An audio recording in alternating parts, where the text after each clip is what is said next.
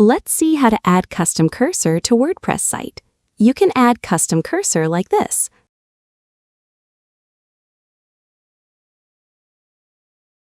First, enter the dashboard of your WordPress site, and then add media from Add Media. Here is your cursor.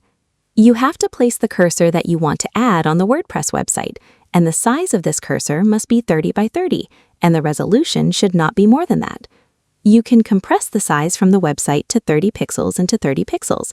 From here, you can take its alt text with other information for SEO. Then copy this link from here. Now you have to go to Appearance from the dashboard. Appearance, Theme File Editor. Here.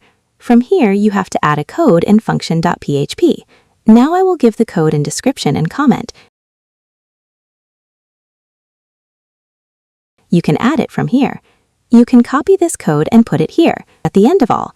After placing that link, the link of the image, you have to put it here on the site you want to add the cursor, between the two quotations, and click on the Update file.